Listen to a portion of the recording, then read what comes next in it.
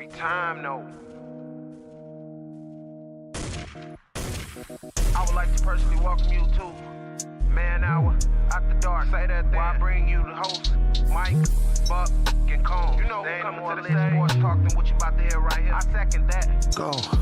You know that it's us when we talking about sports. Giving you facts on the field to the core. Tune in, we need the support. 1 hour too short, then listen some more. On all your stations, not dropping no music. Starts like Adidas, but Nike just do it. Down 4 in the 4th, we go for the win. Michael 2 seconds, we taking it in. Buck, Mike, and Combs. You know what's going on. Man, now we're After Dark, no LA. We the big spark. No 4th and inches won't cut you short. Got the best talking, it's all sports. Buzzing more than buzzer beaters. We coming live all through your speakers. Go.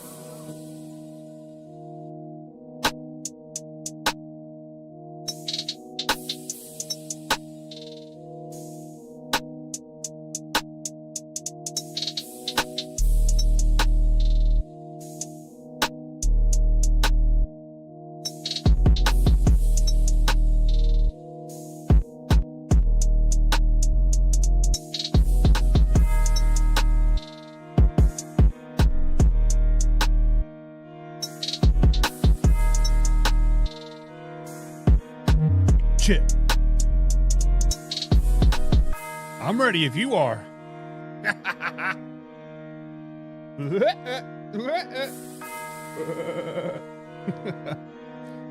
Yep.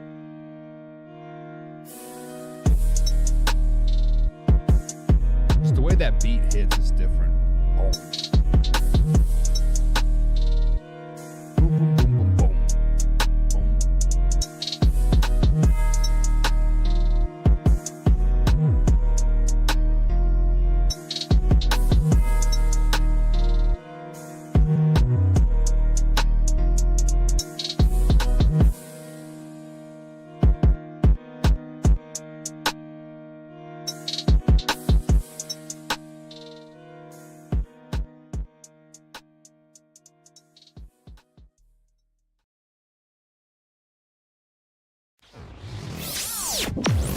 And now, Mike's Thoughts.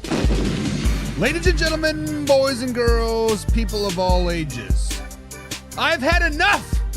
I am fed up with all the noise surrounding Shedeur Sanders, and honestly, I'm tired of the excuses. I'm over the excuses. We've all heard it by now. Every time something doesn't go his way, suddenly the conversation turns into a race card. All of a sudden, the conversation turns into blackballing. And this narrative that's somehow bigger than the game itself. And you know what? It's exhausting and we are tired of it.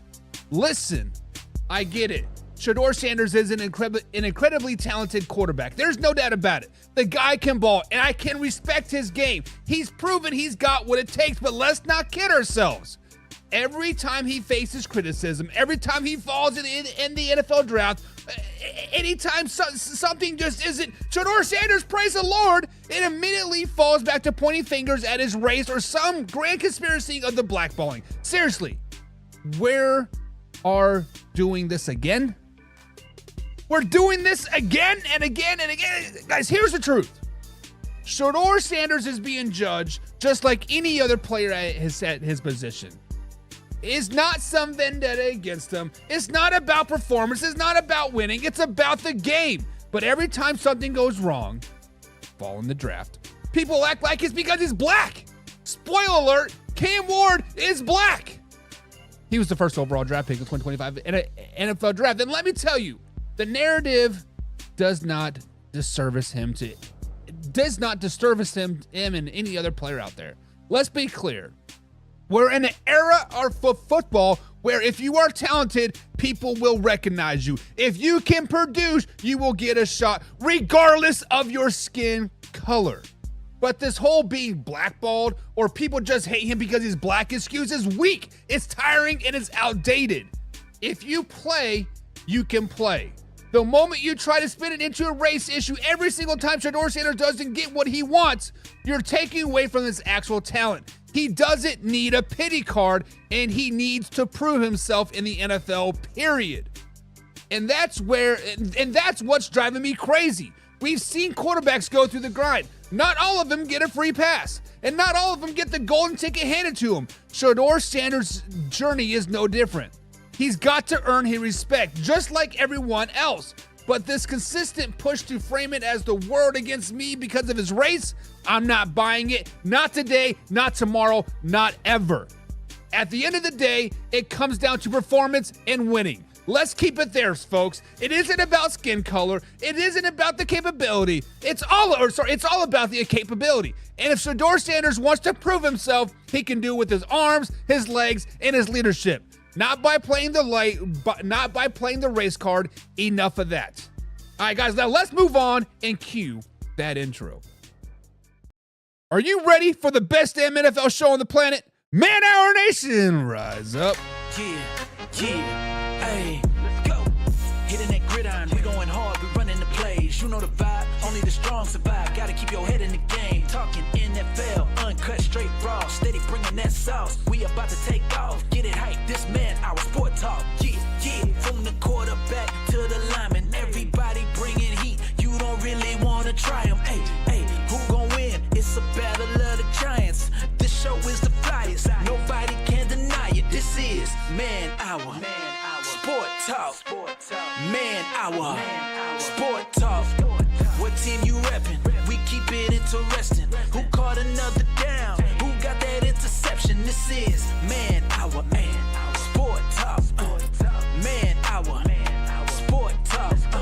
What team you reppin'? We keep it interesting. Who caught another down? Who got that interception? Let's go. What is up, Man Hours Nation? Welcome to Man Hour NFL Talk. This is your go-to spot for live, raw, uncut NFL talk. I'm so glad you are here with us today. And guys, before we dive into today's action, let me tell you a little bit about manhourradio.com. That is where you can grab all your exclusive merch, check out the latest blogs, and get up to date on everything what we are doing. If you're repping the Man Hour, guys, that is the place to do it. manhourradio.com. Get yourself some merch and save you some $10 bills, y'all. And hey, do not forget to hit the like button, share this live stream with a couple friends, and sure to subscribe to the channel as well. Is the best way to stay connected with us, and make sure you never miss a live show, as we are live every Monday through Friday at 9 p.m. East Coast time. But wait, there's even more. You can become a pigskin pundit. That's our members only community where you get free entry into our weekly NFL picks, giveaways, and exclusive merch. You also get access to extra live streams that only our pigskin pundits get. So if you want the full Man experience, you gotta become a pigskin pundit today. Now remember, this is a live interactive show, so make sure you comment down below. We want to hear from you. Your thoughts, your opinions, and your hottest of the hottest takes. We're all about that conversation. But guys, today's show is going to be a good one.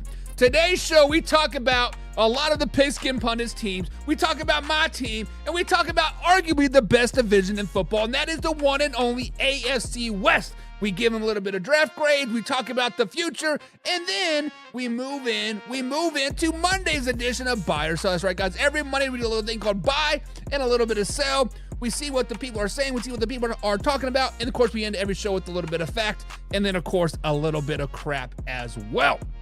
But guys, spoiler alert, this is the pre-recorded live stream. It's still live, it's still raw, it's still uncut, and I still see your comments. I'm actually probably in the chat right now interacting with you guys as we speak. But guys, my life right now is hectic. We're in the middle of moving, we're in the middle of baseball season, we're in the middle of soccer season, we're in the middle of transitioning or uprooting our whole lives and moving all in the next 2 weeks. So guys, I still want to give you live, raw, uncut NFL talk, but we're going to have a little bit of twist. So, like, I see you, I'll interact with you in the comments as we're talking shit right now.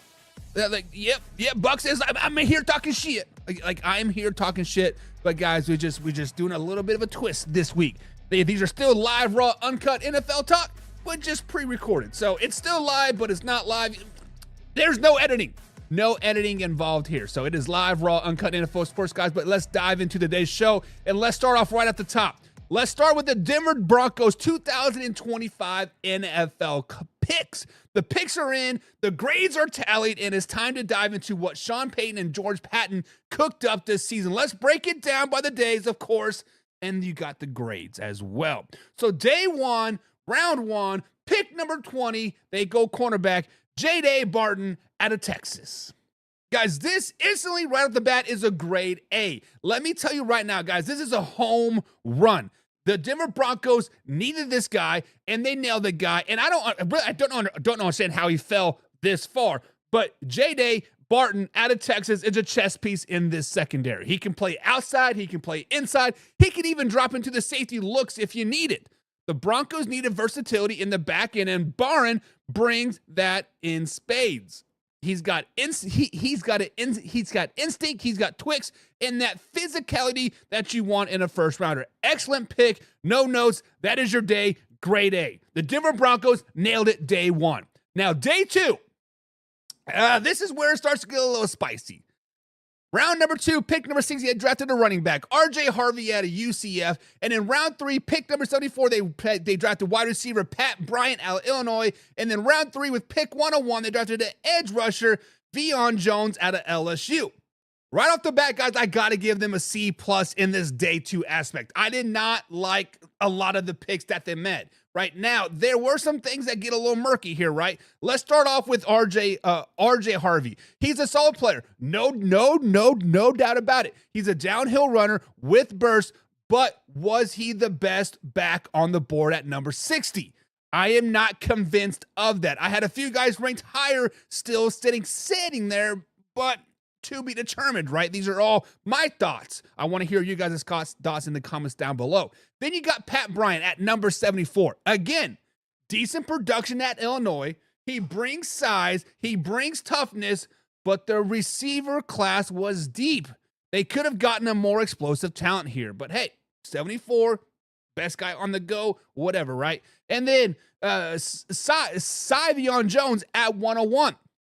This is where it perked up a little bit, right? Big time upside from this guy from LSU. He has length, he has a motor, he has tools. He just needs a little bit of coaching, a little bit of refinement. And if the coaching staff can unlock him, this pick might be a hidden gem for the entire class and definitely update grade 2. But overall, day 2, I felt like it was a reach or too many, right?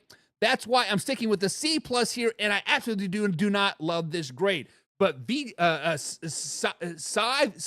Veon Jones could be a really, really good pick moving forward. Guys, I'm terrible with like names. You guys know this by now, and it's honestly, it's been an ongoing joke for Man Hour for the last couple seasons, so it is what it is. Now, moving on to day 3. Round 4. At pick 134, they drafted edge rusher Q Robertson out of Alabama. And then round number 6, pick 216, they drafted punter Jeremy Crashaw out of Florida. And then round 7, pick 241, they drafted tight end Caleb Lautner out of Utah. Those 3 picks, I give them a grade B. Day 3 lands on flyers and special teamers and long shots, right? But I actually did like what the Broncos did here. Q Robertson, not a full-time player at Bama, but do not let that fool you. This guy had burst, and he could become a nice situational rusher while cutting his teeth on special teams. And at 216, they took the punter, Jeremy Crenshaw. Yeah, I know. I was thinking the same thing, a punter, but hear me out. This kid has a cannon of a leg. With Riley Dixon gone, this was a need, and they got one at the best value. Guys, I actually had to go back and watch film on a punter. Yes, on a punter, I watched film. Yes, he could kick the damn ball. And then their final pick, the Denver Broncos went deep into the project pool with tight end Caleb Lautner, a former basketball player who made the transition to football. He has a massive frame. He's athletic, but he is raw. But in the 7th round, that's the kind of gamble that I can live with. So solid work on day 3. I'm going to give them a B. So overall, day 1, they nailed it. A+, right? Second day, C+. Just not sold on their first 2 picks. Day 3, I like it. Middle of the line, B grade there. So where does that leave us overall? Strong start with the slam dunk with Barton, right? Questionable value on day 2, and intriguing upside picks to close it out. This draft may not move the needle immediately, but it built a depth, addressed a need, and left the door open for a breakout or 2 this season. If Barton becomes a star and someone like Veon Jones or Q Robertson develops, we're looking like this class a little bit more finally. But hey, that's the draft. You'll never know until the pads come on.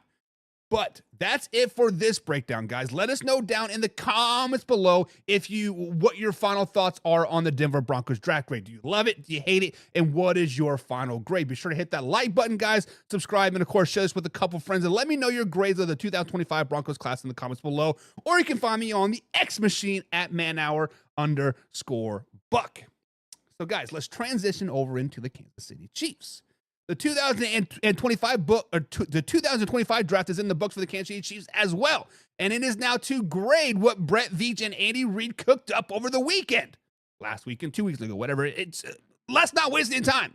We're breaking this one down by draft day. Let's get into it. Round number 1, 32nd overall pick. They actually moved back one spot with the Philadelphia Eagles to draft offensive tackle Josh Simmons out of the Ohio State.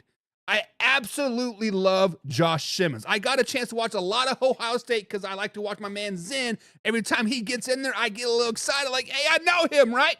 I got a little fanboy on the sideline, but Josh Simmons, guys, I love this pick. With the 32nd overall selection, the Chiefs addressed a major need on the offensive line by grabbing Josh Simmons out of the Ohio State. Put some respect on a Nate. But I know the knee injury in 2024 did drop him down on some boards. But this guy is a natural left tackle with great movement skill, power, and when healthy, the potential to protect Patrick Mahomes' blindside for many, many years to come. I love Josh Simmons. If Simmons returns to form, the Kansas City Chiefs got a top 15 talent at the number 32 overall pick. That's value. That's vision. That is an easy A. Guys, the Kansas City Chiefs nailed this pick. Stop worrying about injuries so much. Yes, I understand injuries happen, whatever, but this guy's a top 10, top 15 talent. Day 1, easy A for me. The Kansas City Chiefs nailed it. And also, day 2 was not solid, not flashy, but solid. Day 2 was solid for the Kansas City Chiefs. Norman Lott at a 63 raised a few eyebrows, but he's a bit undersized for a defensive tackle at 6'2", 291, and consistently has been and the consistency of him has been an issue. But man, when he is on, he is disruptive. He'll fit in as a part-time rotation with Chris Jones and add some juice on pass rushing downs. Guys, go back and watch his film. When he is on, he is absolutely amazing. Then come Aston Gillette, an edge rusher out of Louisville. This pick screams Spags all over it. He's physical, he's got a high motor, he plays with leverage, and he's got the trait the Kansas City Chiefs love on the edge. Let's just be honest. In rounding out day 2, cornerback Noel Williams, again, checks all the Kansas City Chiefs boxes. He's long, he's competitive, and he's confident, and he will push for early snaps. Now, there's no home runs here, but all 3 could contribute quickly, and this earns a respectable B on day 2. Now, this is how you close out a draft. In day 3, this is how you draft. This is why the Kansas City Chiefs went to 3 straight Super Bowls. This is why the Kansas City Chiefs have been to 4 straight Super Bowls in the last 5 years. Day 3, Jalen Royals at 133 might end up being the steal of the draft. He has great hands, he has great quickness, and he's the kind of guy that Patrick Mahomes can build trust with in a hurry. Late 3rd round value in the 4th round, I'll take that every day. Wide receiver Jalen Royals at a Utah State at number 133. Then at round 5, pick 156, they drafted linebacker Bashara out of Oregon. The Chiefs actually got this pick after trading away the potential 5th rounder, DeAndre Hopkins, which, by the way, is already looking like a solid move. Basa was a round or 2 undervalued, in my opinion. He's rangy, he's instinctive, and competes with Nick Bolton and completes Nick Bolton beautifully. And then in the 7th round pick, they drafted running back Brashard Smith. I'm saying his first name wrong. Brashard Smith out of SMU. Every year, the Kansas City Chiefs find a guy who ends up flashing in training camp. Smith could be this dude this year. When you go back and watch the film, he's dynamic, he's explosive, and he is a perfect fit in Andy Reid's offense, and definitely going to learn a lot from Kareem Hunt and Ajay Pacheco moving forward. That was a great day 3. It was another straight up A+ for the Kansas City Chiefs. Guys, I give the Kansas City Chiefs an overall grade of like an A. They nailed it day one with Simmons. That is an A. Day two was a solid all the way around, B+. And then day three, smart, sneaky value picks, another A. The final verdict, guys, is the Kansas City Chiefs walked away with the draft class that strengthens in the trenches, which they needed. They added speed and built depth across the board. It may not have the big headlines, but it was all about fit, functionality, and football IQ. And listen to me when I say this. With Patrick Mahomes under center, every draft is making sure the machine keeps humming. And this one, it's humming just fine. That's all for this edition, guys. But this is all for this.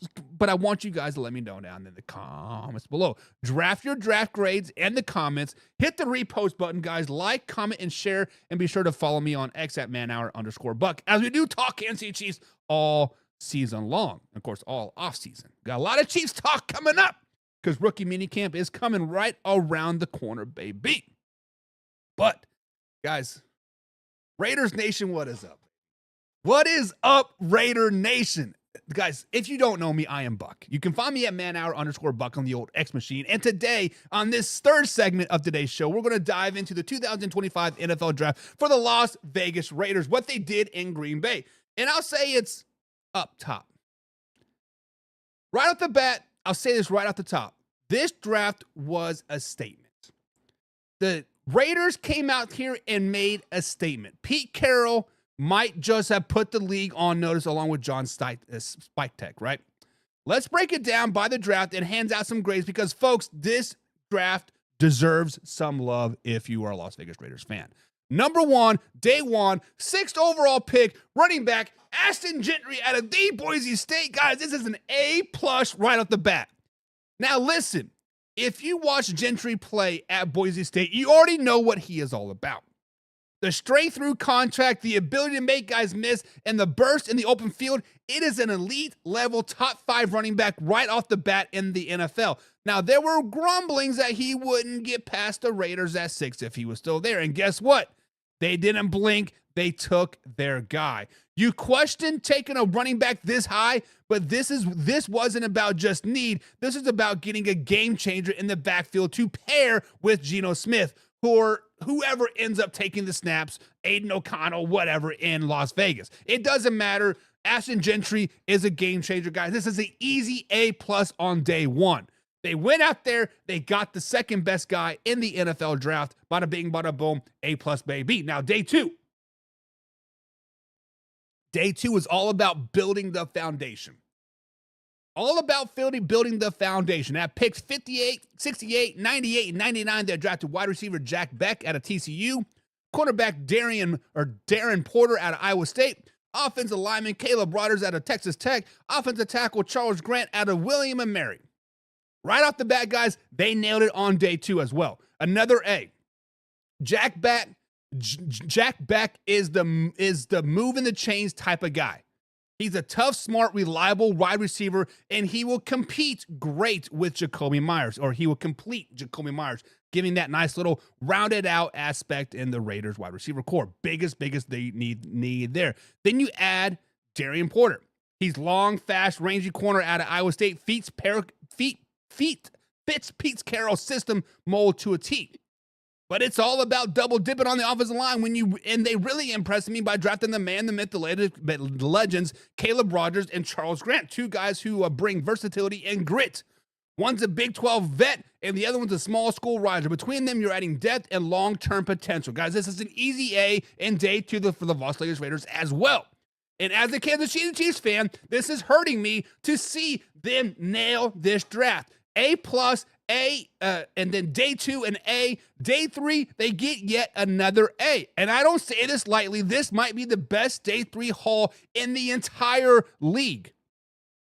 Thornton, wide receiver out of the Tennessee, out of UT. He has size, he has speed, and he has more upside than most people want to admit. He was buried on the Tennessee depth chart, but man, the traits are all there. The man can ball.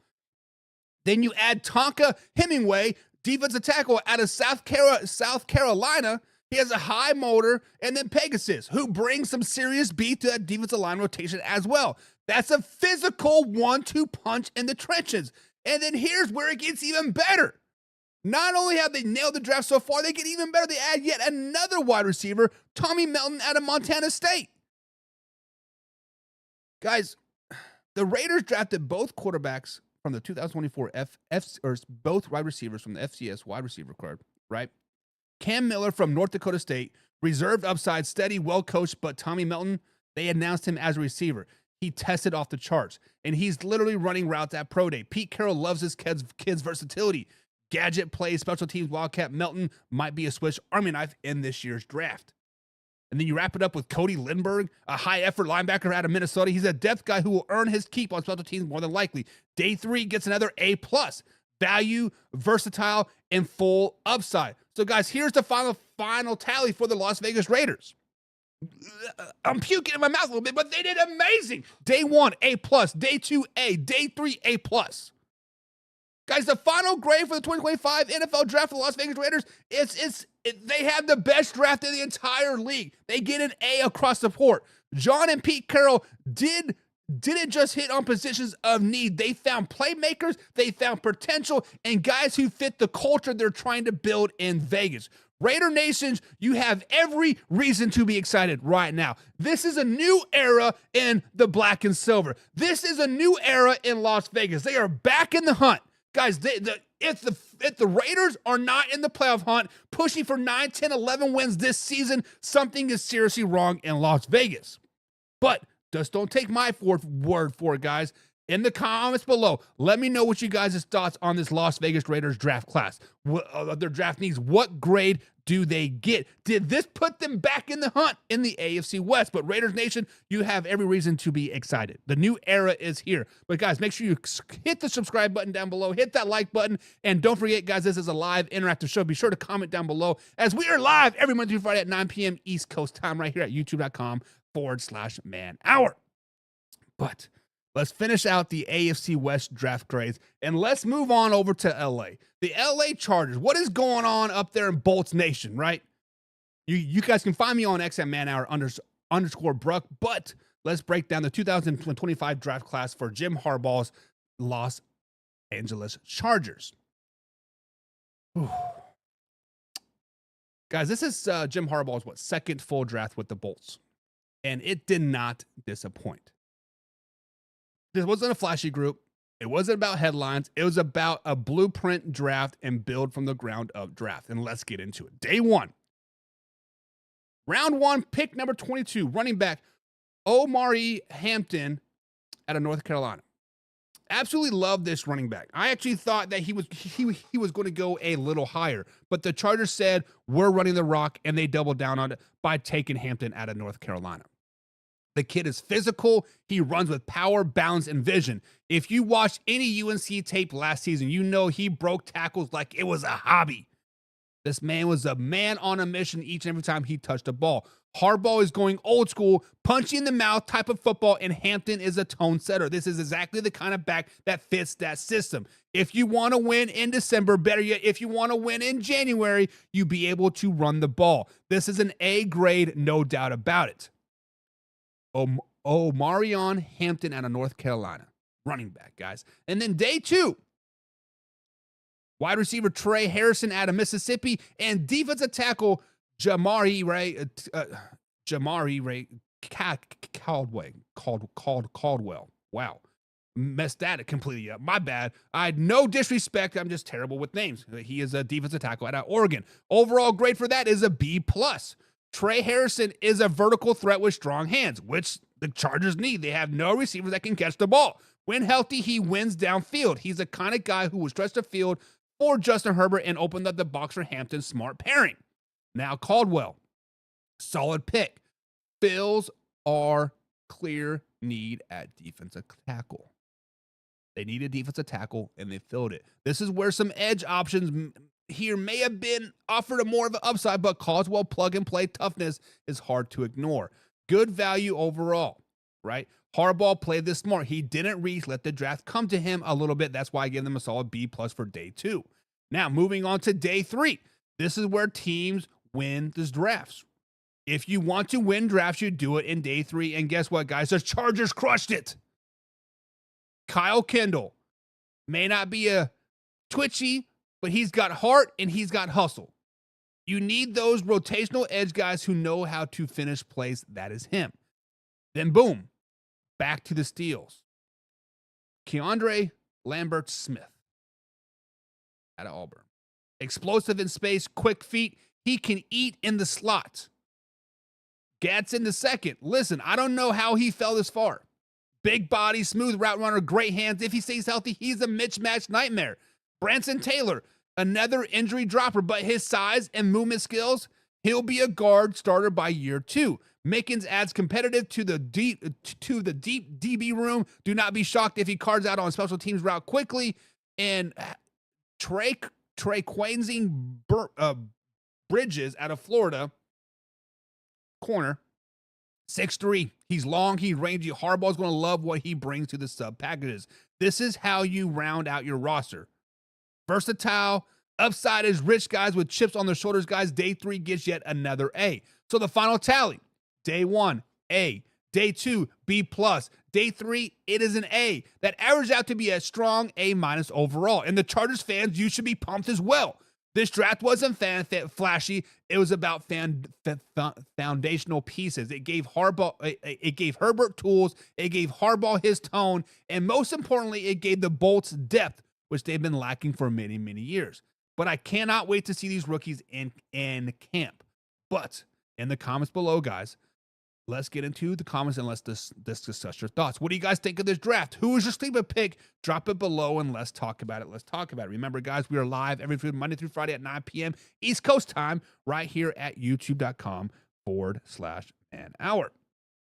All right, guys. Now it is time to get into a little bit of buy or sell. Now, for you folks that might be new to the show or need a quick refresher, here's how it works. I'm going to present a bold statement, question, or scenario. And when this is up to us to decide. Are we buying it or are we selling it? When we're buying something, we're saying, hey, you know what? I'm all in on this. This makes sense. It's got legs and I'm behind it and we're on board, no hesitation. But on the flip side, when we sell, we are rejecting it. We're saying, nah, I'm not really feeling this. It's not right. It doesn't add up. And here's why I'm not buying into it.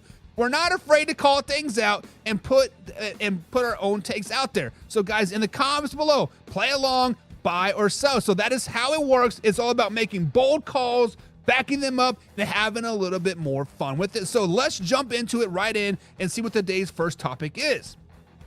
All right, guys. So the first topic of the day here on buy or sell is Kyren Williams. We are to be talking about Kyren Williams, the Los Angeles Rams standout running back who's already making major impacts in just a few seasons. But here's the biggest question. Has Kyren Williams already reached his peak? So guys, buy or sell. Has Kyren Williams reached his peak in LA Rams? Is he already at his best? Or is there another gear we're about to see him hit? Well, guys, here's the deal. Right off the bat, I am buying it. The answer that Kyren Williams hasn't reached his peak yet, that's just crazy. And I'll tell you why. First off, let's talk about Kyren Williams and what he has already done. It is impressive. In just 2 seasons, guys, he has racked up over 1,000 yards rushing each year and scored at least 26 touchdowns. That is a serious production. And let's not get it twisted. This guy still believes he can get better. And he said it himself, I don't feel like I've touched my peak yet. And when a player with that kind of production, Williams says that, you got to believe him. He has had an outstanding career so far, earning a Pro Bowl bid in 2023 and improving his numbers in 2024. 1,299 yards and 14 touchdowns, but guess what? He didn't make the Pro Bowl in 2024, and he's just fine with that. In fact, he's determined to come back stronger and better. And I'll tell you right now, I feel that Kyren Williams is going to be a top 5 running back in 2025. There is no reason to believe that he's even scratched the surface of his potential. Look how far he's come already. Now, let's flash back, right? He was buried in the depth chart his rookie season. In year 2, after the trade of Cam Akers, he stepped up to become RB1 and earning a Pro Bowl nod. And then he improved on those numbers yet again in year 3, which this guy knows he's going to get better season after season. Now, here's another thing. Guys, Williams is heading into his last year of his rookie contract, so he's got extra motivation to perform. I'm talking career best numbers. You better believe he's going to put up it all over 2025, whether it's for the new deal with the Rams or to hit free agency with even bigger paycheck on the line. It's Kyren's time to shine. In a leadership role, guys, while he's focused on his potential growth, do not sleep on the fact that he's already stepping up as a leader. He's talking to young guys like Bay Cronrum and newly drafted Jaquez Hunter under his wing. The kid of veteran leadership combined with his ability still to develop means this guy is a perfect position for a breakout year. Guys, I am buying it. I'm buying that Kyren Williams has yet hit his peak yet. In fact, I believe he's going to be a top 5 running back in 2025. This guy who's still on the rise and with the right motivation and solid offensive line and fire and a fire to prove he's even better than last year, watch out, he's going to take the lead by storms. But guys, you heard it from me, but I want to hear from you. Do you guys think Kyren Williams has reached his peak, or is he just getting started? Smash that like button, hit the subscribe button, and subscribe to the channel. And remember, guys, we are live every Monday through Friday at 9 p.m. East Coast time right here at youtube.com/manhour. It's a live interactive show, so comment down below and let me know. Are you guys buying or selling Kyren's peak? Now let's get into the comments, guys, and discuss your thoughts. Kyren Williams is going to be a top 5 running back in 2025. Drop your opinions, and let's talk about it. Let's talk about it. Moving on. Now, let's get into a big topic of the day. Amari Cooper and his potential return to the Dallas Cowboys. Now, we're asking the question right off the bat. Buy or sell? Does a reunion with the Dallas Cowboys make sense for Amari Cooper? Not for the Dallas Cowboys, but for Amari Cooper. Let's break this down. Amari Cooper, guys, is a top 5 Pro Bowler. A 5-time Pro Bowler. But let's be real. Things did not end well between him and the Cowboys. After 3.5 years in Dallas, Cooper was traded away in 2022 for what I can just describe only as pennies on the dollars. Well, Jerry Jones started to complain about Cooper's contract and his performance after a rough playoff exit. To make matters worse, after a trade, there were rumblings of some bad blood between the two sides. You all remember how the situation unfolded, and it was just more than just football. It was a messy breakup, and those kind of things just don't magically disappear. Now, fast forward to today. Amari Cooper has been bouncing around. We saw some serious struggles in 2024. After starting the year with the Cleveland Browns, he had a disappointing 47 yards and 4 touchdowns. Then, a midseason trade to the Buffalo Bills didn't improve. He posted just 297 yards and 2 touchdowns with the Buffalo Bills. And let's not even talk about his postseason performance, where he just averaged 6.8 yards per reception. That's not the production we expect from a player of his pedigree. It's clear Amari Cooper is no longer a number 1 receiver that he once was. But do not get me wrong, he still has potential. Amari Cooper can still be productive in the right situation. But I do not think a return to the Dallas Cowboys is the right fit for him. The Dallas Cowboys have a need at receiver, right? There's no question about it. They've got CeeDee Lamb, but after that, they got issues, right? You got guys like Jalen Tolbert, Jalen Brooks, and Jonathan Mingo, who all have potential but are very unproven at this point. Now, Amari Cooper could technically give Dak Prescott a familiar weapon. That's true. But think about it. The Cowboys have already moved on him from once. Cooper's age and decline production mean he's no longer the focal point of a high-powered offense. And honestly, re-signing him makes it feel like recycling an old idea, much like what the Dallas Cowboys like to do, rather than moving forward than fresh, younger poach. Now, let's talk about the elephant in the room. There is still that lingering tension from how things ended in Dallas. The Cowboys traded him away after a rocky exit. I just don't see the fit. When you've got that kind of bad blood between a player and an organization, it's expected to be the same kind of unsuccessful chemistry. I think Cooper needs a fresh start.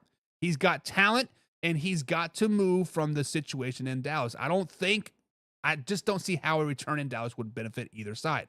So after all that, I'm officially selling the idea of Amari Cooper returning to the Dallas Cowboys.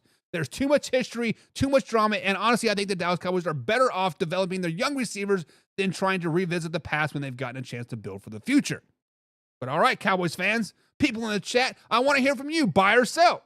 Does Amari Cooper returning to the Dallas Cowboys make the most sense, or is it just time for both sides to move on? Smash that like button, subscribe to the channel, and remember, guys, we are live every month right at 9 p.m. East Coast time. A live, raw, uncut, interactive show, so comment down below. Let's hear your thoughts, let's hear your thoughts, let's hear your thoughts. But time for a little bit of fact and a little bit of crap.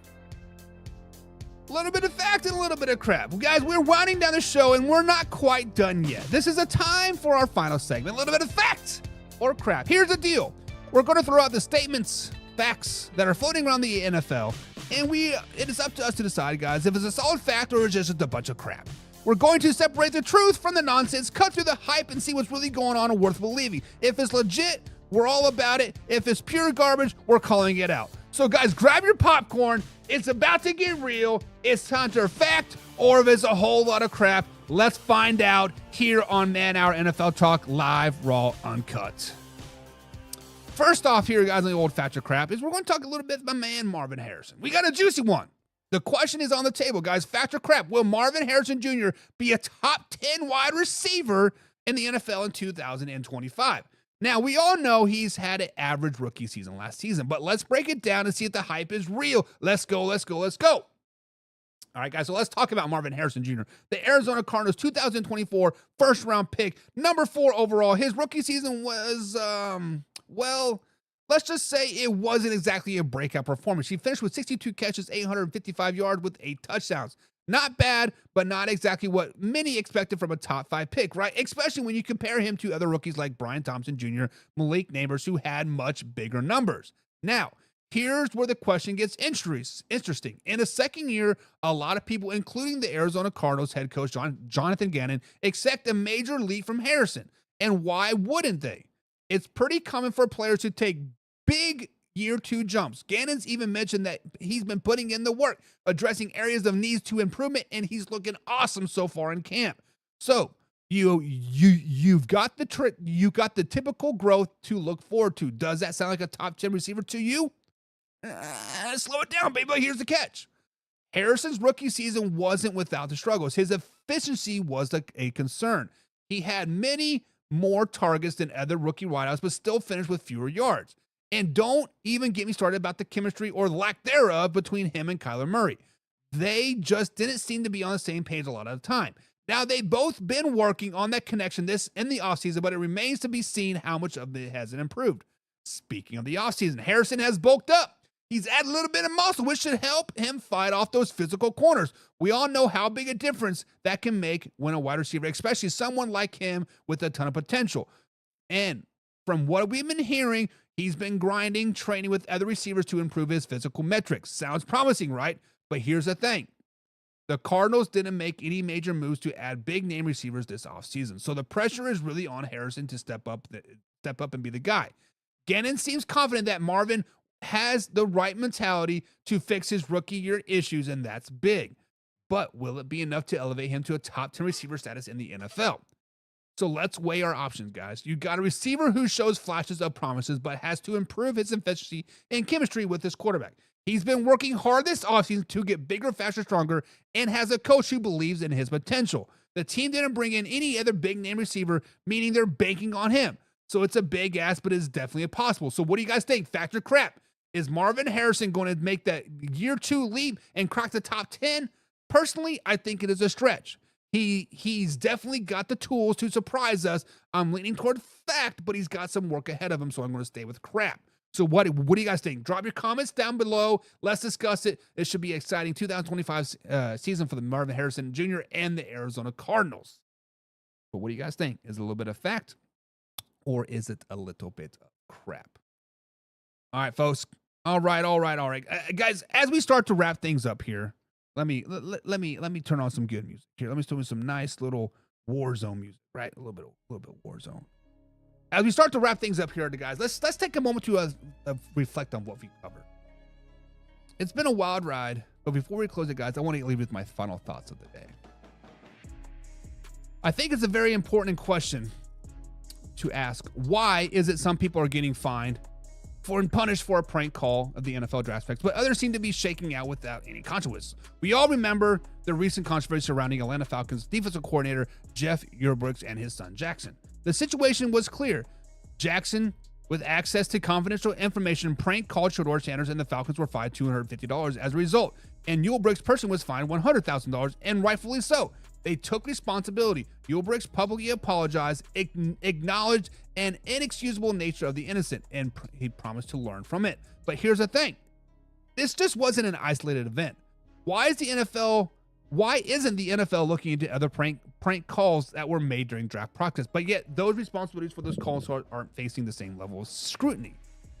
Take, for example, the prank call made to Shedeur Sanders for someone impersonating the New Orleans Saints general manager Mickey Loomis. The innocent too went viral, yet the person responsible did receive that $100,000 fine. But other prank calls across the board did not receive such things. No fines, no mainstream media. The message seems mixed right now. On one hand, you have consequences for Jeff Ulbricht's action, fair enough. But on the other hand, we have the NFL still looking into similar prank call situations without the same level of accountability. So the question remains, why the double standard? Why is one of the set of individuals getting punished while others continue to go without consequences? If we're serious about protecting these young players and the integrity of the NFL needs to show consistency. It's not enough just to hand out fines when it's convenient. If prank calling draft prospects is a violation, let's treat it such as across the board. Everyone involved in these pranks should be held accountable. Let's not turn a blind eye when it's convenient. Let's make sure that the integrity of the draft process and the people involved in it are respected equally. The NFL needs to make a stand here. It's time to get a hold of everyone accountable, just not easy targets. Guys, that is it for today's show. We are 100% out. See ya tomorrow. Hey, now it's time to take off. Gotta keep it live and raw. Better stay tuned in. Man, our NFL talk. I know that you're ready for more. They on the field, ready for war. Who's in the lead? I'm checking the score. We about to do it like never before. NFL live, uncut, raw. This is Man Hour NFL Talk. Let's go.